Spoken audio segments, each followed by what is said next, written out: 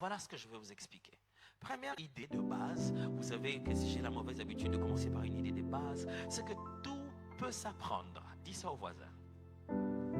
Ça dépend de quelle école, tout peut s'apprendre. On apprend des choses bizarres, positivement comme négativement. Répète encore au voisin, tout peut s'apprendre. Il n'est pas très convaincu, tu as senti, hein? Non. Répète-le encore, tout peut s'apprendre. Le fait que tu lui parles, c'est la preuve réelle que tout peut s'apprendre. C'est moi qui viens de te dire, de lui dire que tout peut s'apprendre. Du coup, tu as appris à lui dire que tout peut s'apprendre. Voilà. Tout peut s'apprendre. Vous savez, l'une des plus grandes choses qui tue notre vie prophétique, c'est le fait que l'on pense que les choses de l'esprit ne s'apprennent pas. C'est là qu'on commence à coller les dons à tous ceux qui le font en se disant qu'eux, ils en ont la grâce. J'ai même été scandalisé d'entendre quelqu'un dire, lui, il a le don de prier. Donc du coup, toi, tu es exclu de prier. Et du coup, on croit que tout ce que les gens font, c'est parce qu'ils ont une qualification surnaturelle de Dieu qui les distingue des autres chrétiens. Et on est à la recherche des promesses particulières. Dieu, qu'est-ce que tu me dis à moi-même pour mon appel? Je veux faire quelque chose. Écoutez-moi bien, j'aime dire ceci. Avant de chercher des promesses particulières, accomplissez toutes les promesses de quiconque croit. Ok, je vais aller petit à petit. Avant de chercher les promesses particulières, accomplissez celles de quiconque croit. Parce que sur ces promesses-là, il n'y a pas de nom. Voici les miracles qui accompagneront les intercesseurs de... Ceux-là, pourquoi tu ne cherches pas? On a dit vos fils et vos filles des États-Unis. Ça, c'est pour quiconque croit. Et nous passons beaucoup de temps à chercher des choses pour nous seuls. Et nous ne voulons pas accomplir ceux de quiconque croit.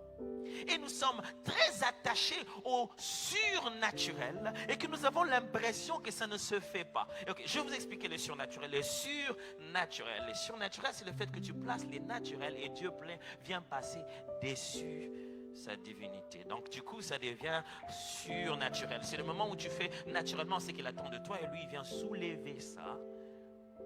Et ça devient surnaturel. Le grand problème, c'est que les gens pensent qu'il y a des choses qui ne s'apprennent pas. Par exemple, le prophétique.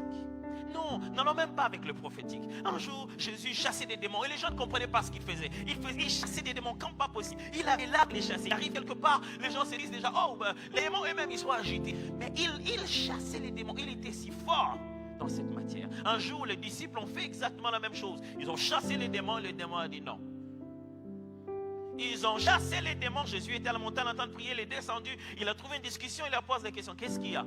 Il dit, mais bon, ce monsieur, ils n'arrivaient pas à expliquer. Lisez le texte. Le papa lui-même s'est dit, moi-même, je vais l'expliquer. Tu vois, tes disciples, depuis que je suis là, ils ont essayé. Vous voyez, même les choses de l'esprit, on essaye. Nous sommes dans une génération qui veut la perfection dès le premier pas. Sinon, Dieu allait créer le monde en un jour.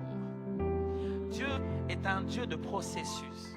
Ce n'est pas parce qu'il est incapable que la terre est d'abord informe et vide. Je dis d'abord. Le créateur de l'humanité a commencé l'humanité par un chaos.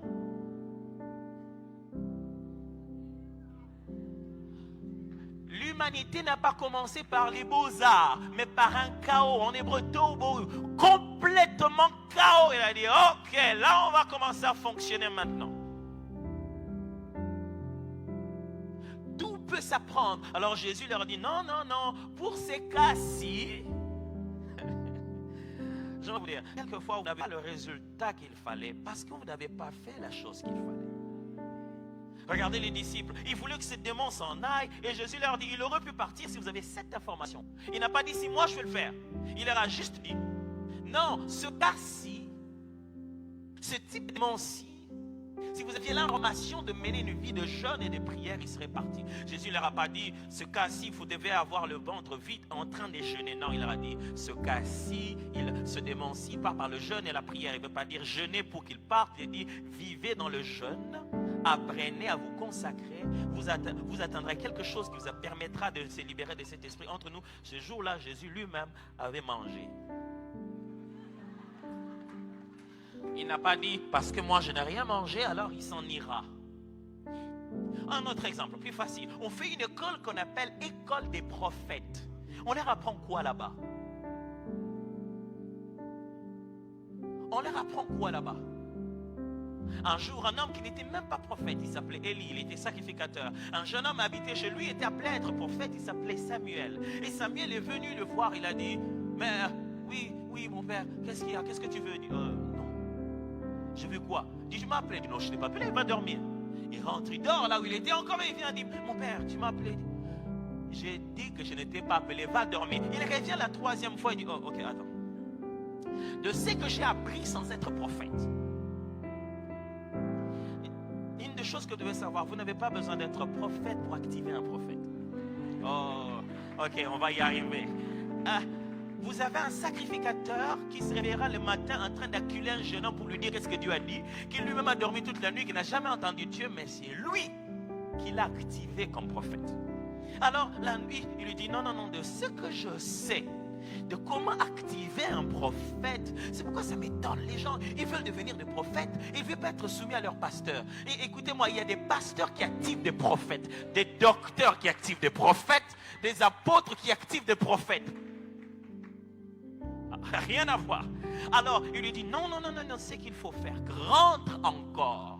Moi, je ne peux pas rentrer à ta place. Je ne serai pas là quand il va te parler, puisqu'il te veut, toi. Rentre encore là où tu étais. Quand vous aurez parlé, vous deux. Quand tu entends encore cette voix, dis, me voici. C'est ce jour-là que Samuel est devenu prophète. C'est ce jour-là. Moi, j'ai une question pour vous. Pourquoi Dieu ne lui a pas dit, Samuel, quand il court, dit, je ne suis pas là-bas, c'est moi, tu vas où, Samuel? Pourquoi la voix s'est arrêtée quand ça le bougeait? Pourquoi il n'a pas pu avoir cette information directement de la source? Son problème, ce n'était pas la capacité d'entendre Dieu. Dieu lui parlait justement. Quel était son problème?